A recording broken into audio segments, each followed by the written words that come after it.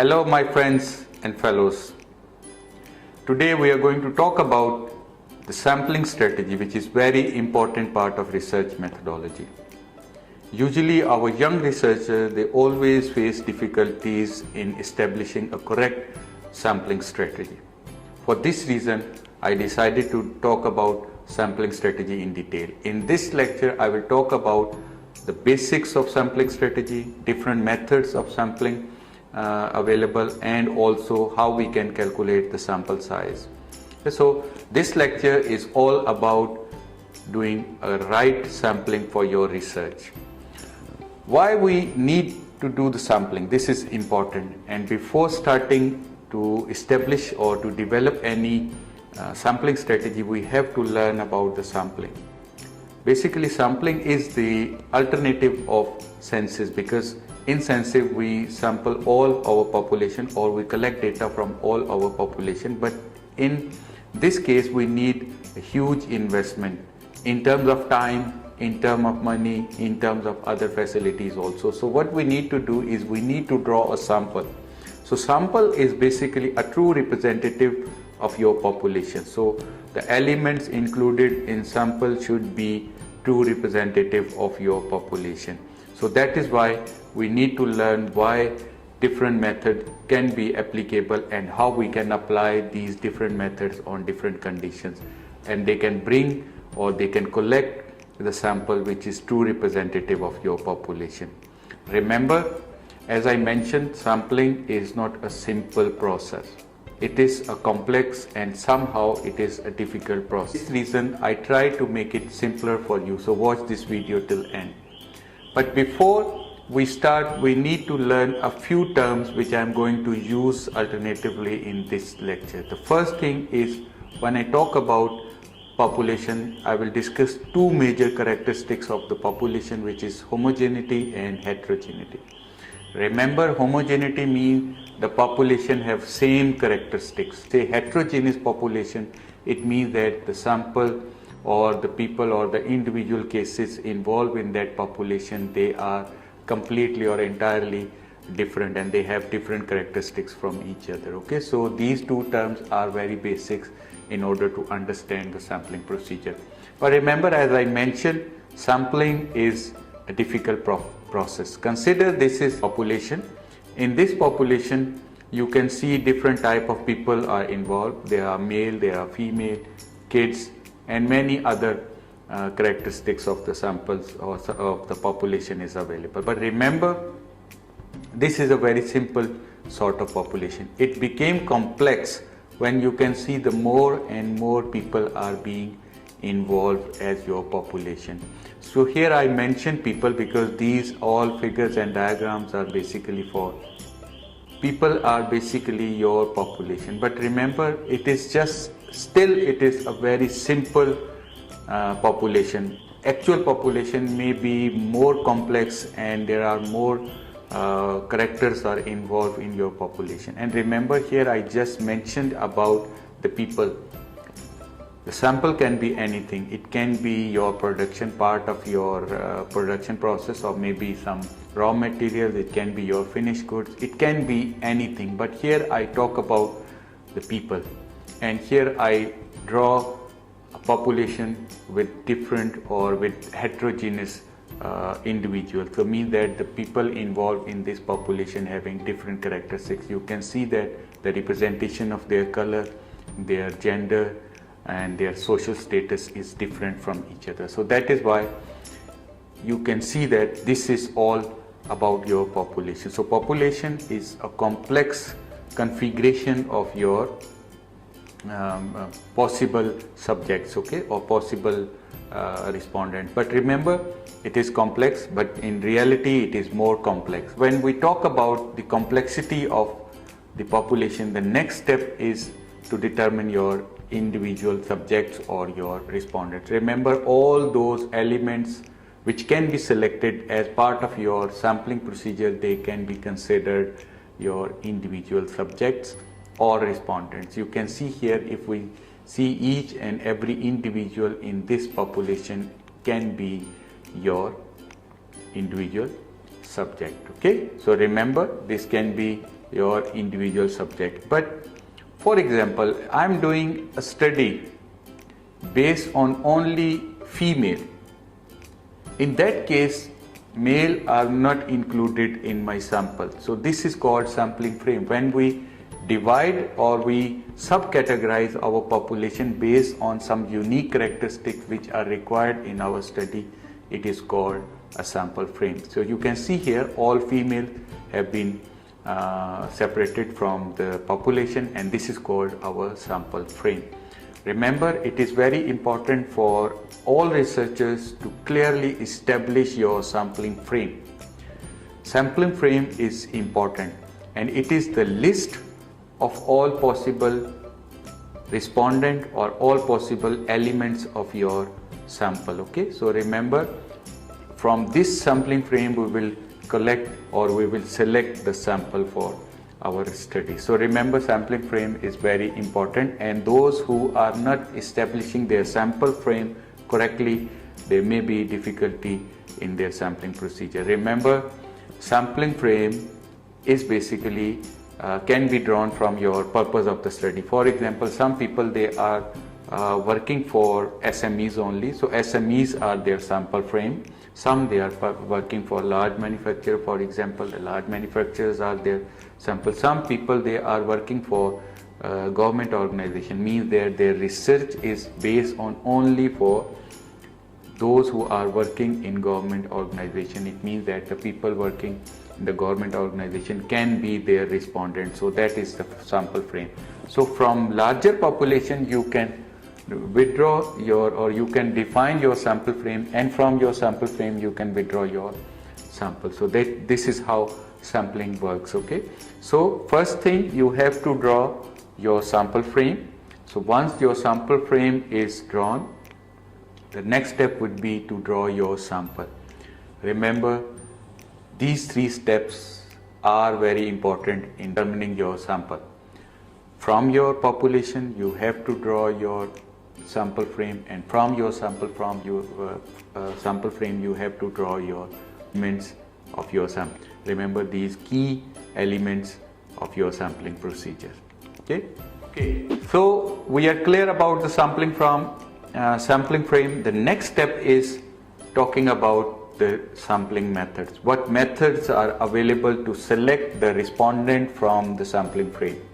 Okay, so here we have different possibilities. There are possibilities as a probability sampling and non-probability sampling. Okay, remember, when I talk about the probability sampling, it means that the options or the possibility of being selected is equal for all your elements in the sample frame. Remember, it is possible to be selected if you are part of this population. It means that everyone have equal chances to be selected as a respondent. Okay, so this is called probability sampling. But obviously probability sampling have multiple methods. The first method we are talking about is simple random sampling. If you generate, for example, consider this population, and if you want to identify your sample on the basis of simple random sampling, it is just like you have randomized the number and you have just selected any respondent based on your study. Okay, so based on your randomization procedure. This procedure can be done online using random number generation. You can use this on Excel sheet. You can use this as a randomizer on a website. It is available. Or you can use use draw, for example, simple draw, which we use at our homes. You can use those draws, or you can use any method through which you can randomize your population. Is called your random population or random simple random sample. So when you selected sample based on any procedure through which you have randomized your population or your sample frame in order to collect your relevant sample, is called simple random sampling. You can use randomizer, as it is a web-based application. You can use Excel. Excel also have random number generation, and also you can use simple draw as your as we know, very simple page draw, so you can use those draws to select your sample. This is called simple random sampling. So we use this sampling because we need heterogeneous sample, so sample which cover all the characteristics of our population. So we draw randomly in order to collect the more heterogeneous or more segregated sample from our sample frame. So this sample should be the true representative of your population. So if we select them randomly, it is highly possible they would be truly representation of your population. And then we have another method, we call it systematic sampling. It is a bit difficult in order to operationalize, but I will explain each and every step involved in this systematic sampling. It is not unlike random sampling, it have a complex process, but don't worry, it's very easy to operationalize, but you have to understand some basic concepts. So when we talk about the systematic sampling, you have to use a number k in order to identify your true sample. So what is k? K is basically a ratio. What is a ratio? K is basically a ratio of your population and divided by your required sample. For example, here I give you example, we have population of 400 people and our required sample is 100. So I have to determine the k. So k should be 4 because the formula is very simple. The formula is population divided by sample required. So when I divide this, I get this number 4. So 4 is k. So that is why it is called k systematic sampling. So what we need to do now, this is our population. Consider this is our population and we have a sample number or k number 4. So how we can operationalize? We need to collect 100 people from this population. So what we can do is we can just continue with our first number. Just count this one first. This is first, then second, then we go to third, and then we have fourth. So what is our k? K is 4. So it means that every fourth element of your population would be selected.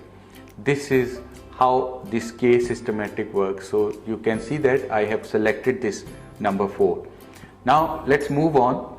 Then 4, we have 5, 6, then we have 7, and then we have 8. Now the next number we are going to select is 8. Okay, so this is because the k is 4, so that is why this is 8. So this is also being selected. Okay, so once we selected these all element based on the k, so this is how we do our systematic sampling, k systematic sampling. Okay, we have selected every fourth element or every fourth subject available in our population or in our sample frame. Okay, this method is applicable when you have list of your participants, when you have list of your respondent, when you have list of your subjects, or you have any categorization of your subjects. So in that case you can use this k systematic sampling. Remember, in some cases we can use this k with replacement. For example, the fourth element is not available. So what we can do replacement or without replacement. For example, let me get back to this number again.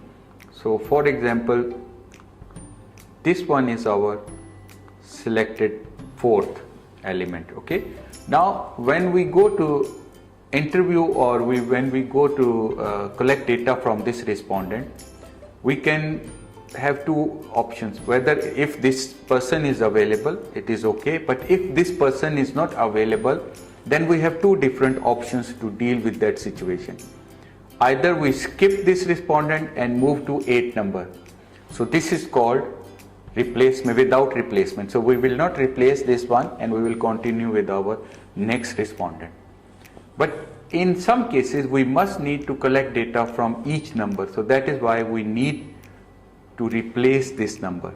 So what we can do, we can use next one. The fifth one would be our next respondent. Okay, so once we have fifth one, it means that if we can collect data from the next person, and then we continue fourth number. So then not 8 would be our next number, would be 9 our next number in some cases, or in some cases we can just use simple replacement. So replacement is possible within this method of sampling. Okay, so this case systematic sampling we can use widely in our research, especially when you are doing marketing research. For example, you want to interview every fourth customer, you want to see or you want to collect data from the person who is entering in a mall. For example, we say every fourth respondent. Okay, so this is a true representation of your case systematic sampling. So when you have all this data, you can just use this number k in order to get your exact sample. Okay, so this is case systematic sampling. Now let's move to another sampling procedure, which is called cluster sampling. Sometime our population is basically divided into some geographic locations or on some other characteristics. For example, here you can see that if I say all these people are living in different street numbers, so each street is our cluster. So street 1, cluster 1, street 2, cluster 2, and then so on. So this is, all these numbers are available, for example, based on different geographic locations. So when you can divide your population based on some geographic criteria or some other criteria, but mainly it is geographic criteria, and you can divide your population. Remember, within the cluster, population is heterogeneous, so you have not divided them based on any characteristics. Okay, you have divided them based on any clusters. Okay, so when we divided them based on any cluster, it means that each cluster consists of heterogeneous population. The population is different. You can see in each cluster all type of people are available. Okay, so that is why we use cluster sampling.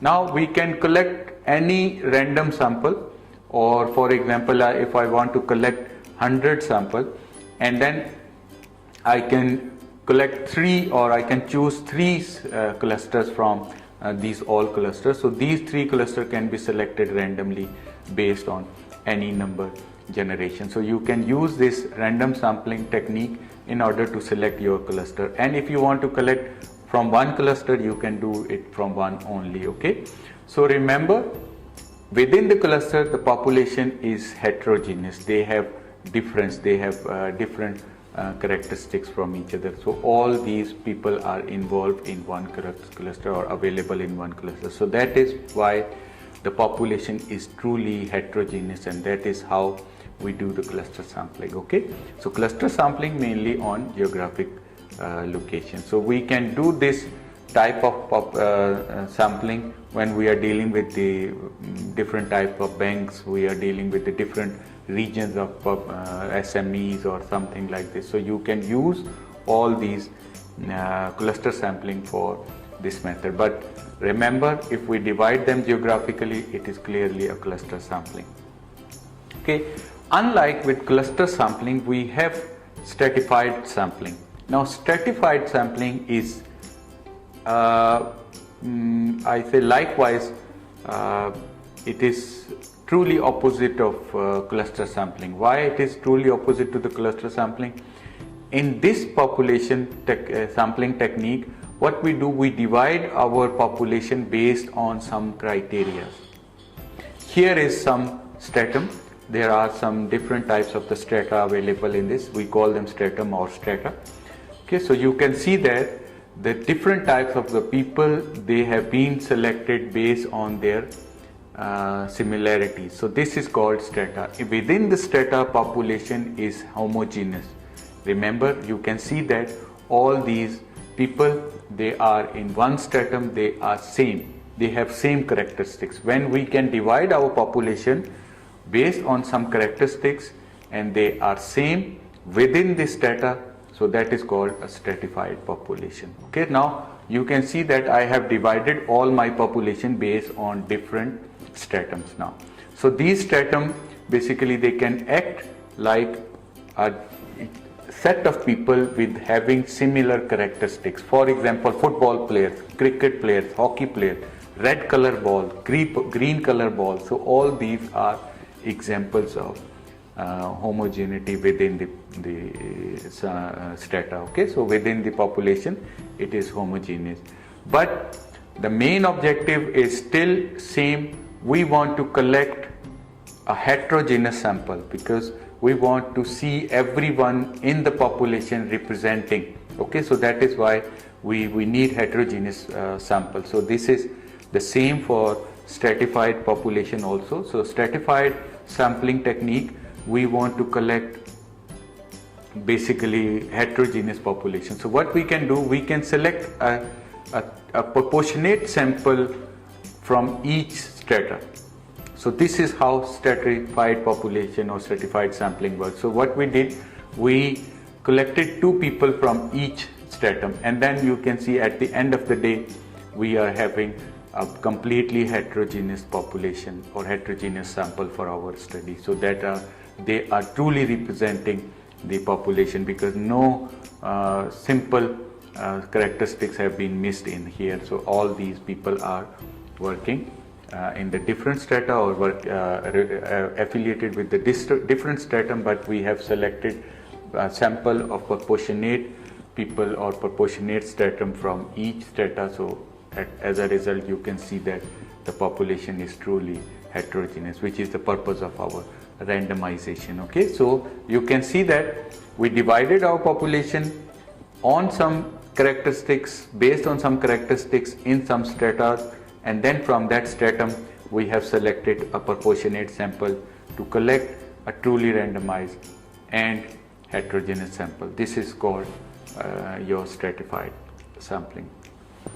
But remember, with this we have another method where we can use all these different types of the sampling strategies within the levels. We call it multi-stage sampling. So at level 1, at level 2 we can have different methodology or different selection method, and in level 3 we can have different selection. Usually our population and the sampling procedure is divided into multi-stages.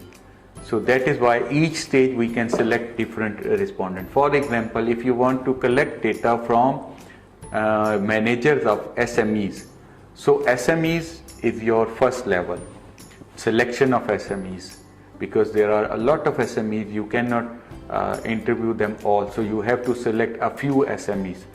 In that case, you are doing first level of multi-stage sampling.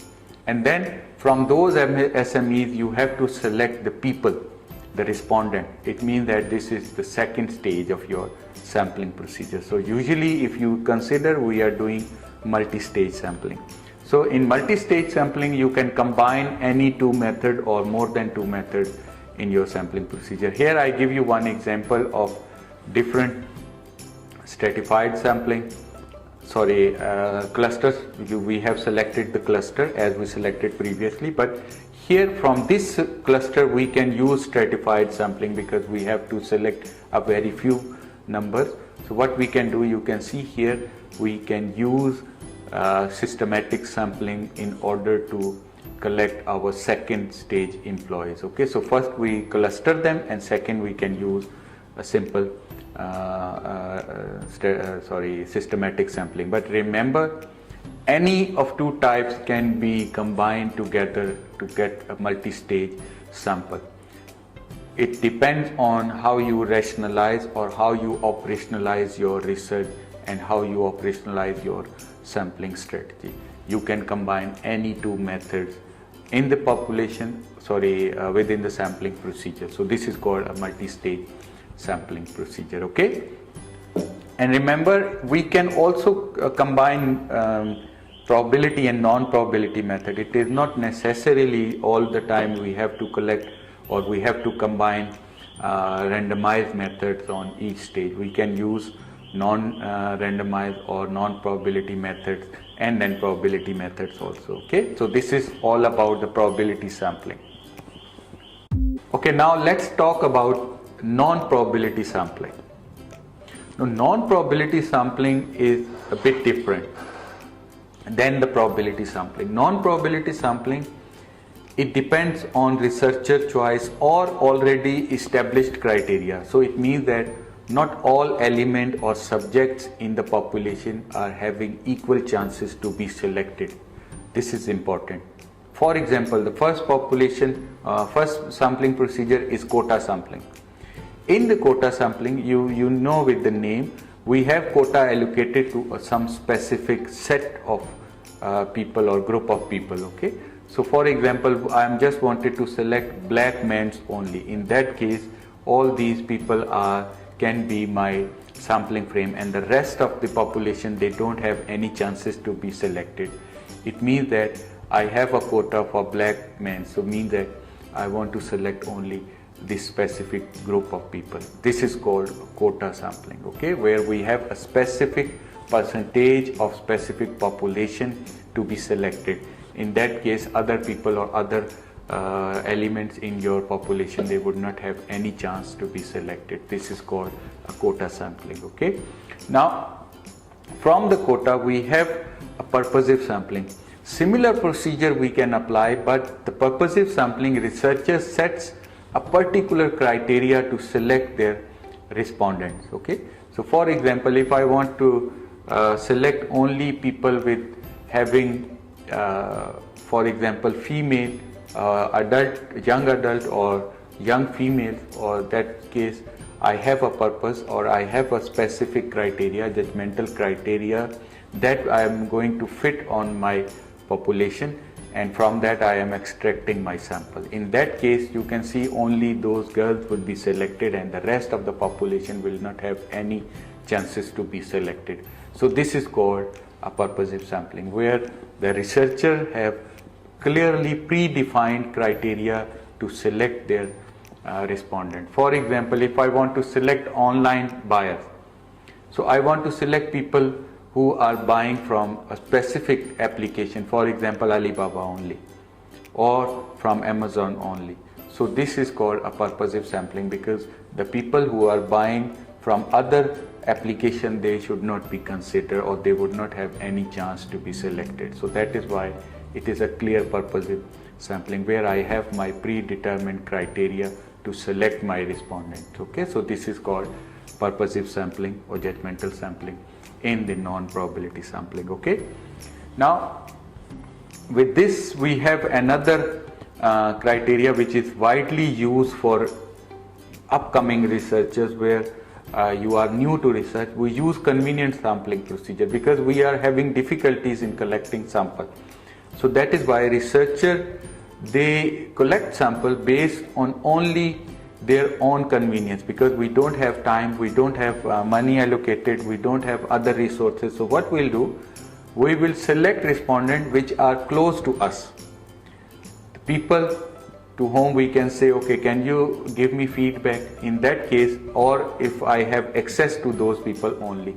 So this is called convenient sampling, because it is based on the researcher's convenience. Okay, so researcher convenience, we can use only those who are convenient for me to select or to be selected. So in that case, other people will not have any chances to be selected. That is another possibility. Convenient sampling is also widely used in research because of lack of resources and lack of time. So what we do, we need to collect data quickly, so we will try to assess or to access those who are near to us, who are convenient for me to collect data from them. So that is why it is called convenient sampling. Very simple and very clear with its name. Okay, now after the convenient sampling, we have another criteria, we call it self-selection. So you advertise the criteria of your respondent. For example, you want to see the feedback of particular website or particular, for example, tourism destination, and you want people who have visited those areas, they can be your respondent. So you advertise this, and the people voluntarily, or they will self-select themselves. Okay, so volunteer basis or their willingness to be part of that particular survey or particular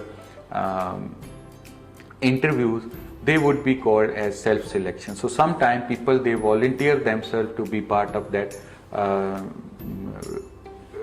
interview or survey process, so that is why they are called self-selection. But in that case you had to advertise the criteria through which you want to select people. Okay, so the people will voluntarily available for your respondent to be your respondent. So this is self-selection. This can be also used in terms of tourism and many types of the research. We can use them, this criteria. And finally, we have a very sophisticated method, especially in terms of non-probability sampling, where we can use snowball sampling. Now, snowball sampling is a bit different from other methods of probability, non-probability sampling. In snowball sampling, what we can do is we select one person. For example, if I'm working in, this is the marketing strategy. If I want to contact with the possible customers for a particular product, and I just selected one person who is basically willing to buy our product, and this person is your first respondent. And then this person, with the interview with this person, you will ask for other people, and he will give you a lead to another person. So you will interview the second one, and from that second one you will get a lead for next respondent, and that next respondent will give you lead to another respondent. Okay, so by doing this you are using snowball effect. You are using data available or given by the previous respondent, and you will continue until you will finish your number which you want to collect, or the respondent will not give you further leads. Okay, we can use this snowball effect, but remember, here I mentioned a very simple criteria for snowball sampling, but in reality you can see that one person can give you multiple leads. So this snowball effect is multiple leads effect. So in that case you can collect your data from all those who have been referred by number one. Okay, so this is called a snowball effect. Okay, in this snowball effect you can cover, for example, if you want to use, for example, a particular disease, the people who are being affected in one family. So you selected one member and ask him, is there any other person in your family who are suffering from the same disease? Then he will give you lead, and then in this way you are going to interview all of them.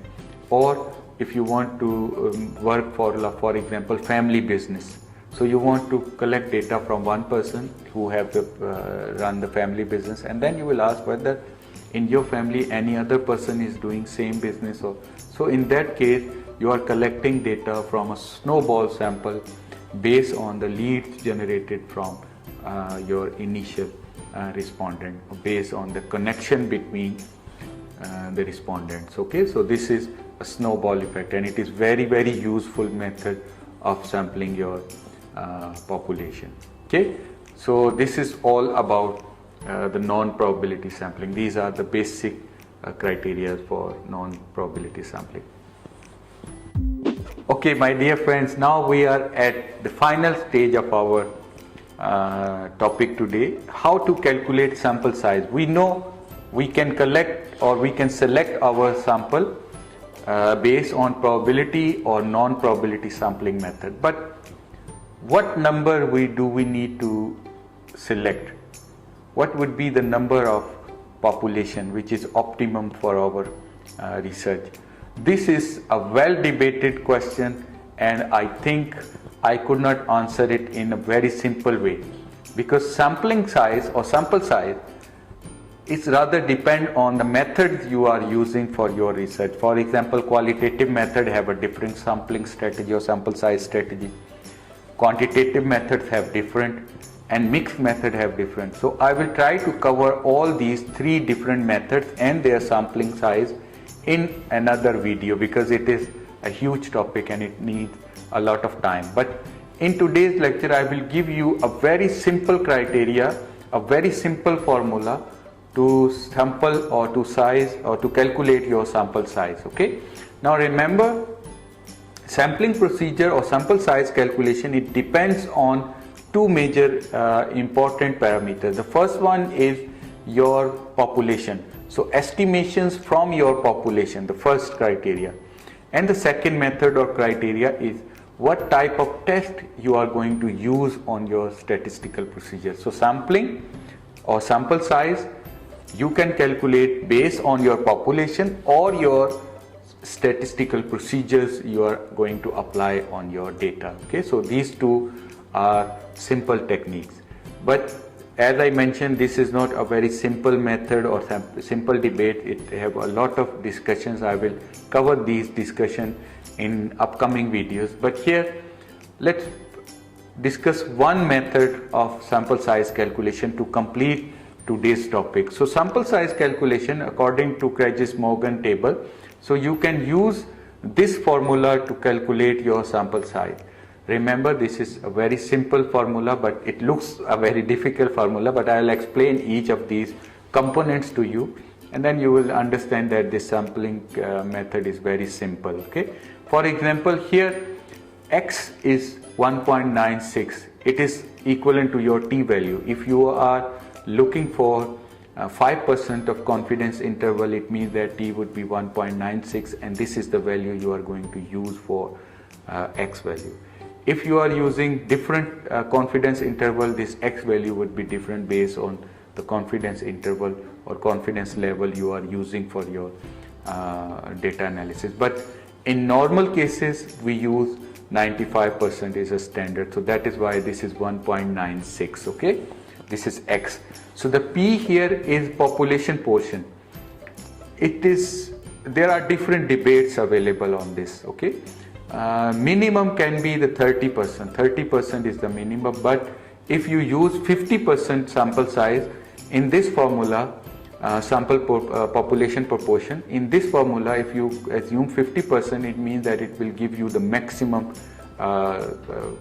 size of your sample. So that's why we use this 50% formula. Okay. And the D is degree of accuracy, which is equivalent to P. So P is 0.005. It means that it is 95% accurate. So only 5% chances of error. Okay. So this is D, degrees of accuracy. If you are using 1.96, you must need to use this 0.05. Okay. And the next criteria is N, which is your number of population. So what is your estimated population? Okay. So this is P. So here I give you some rough calculation. For example, my population is 150,000, more than 150,000. 1.96 is my t value and x value, and if you calculate all these values, you will see that you can get S is equal to 384, which is your sample size. So you can calculate your sample size based on this formula easily and accurately. Okay. And if you want to use Morgan table, the Morgan table, if you search on the Google, you will find Morgan table is available, and I'll try to put the link in description for the Morgan table also, so you can directly use your sample size calculation by Morgan table also. But it depends on so many factors which I displayed within this formula. Okay, so you can use this sample size calculation formula for your basic sample size calculation. But remember, as I mentioned, sampling calculation is not a very simple topic. So we have to cover it in any other video where I will discuss what should be the optimum sample size based on your methods, quantitative, and then the technique of statistical techniques or software you are going to use, or if you are using qualitative method, what would be your sample size, and if you are using any other procedures, for example mixed method or multi-method research, so what would be the optimum number of samples you need to collect for your studies. Okay, so this would be covered in next lecture hopefully. Okay, with this I hope so you understand the basic concepts of sampling strategy, where I discuss about different methods of sampling strategy or different methods of sample collection, and then we discuss the basic formula for sample size calculation. Thank you very much and have a very nice day, and see you in the next video. Bye bye.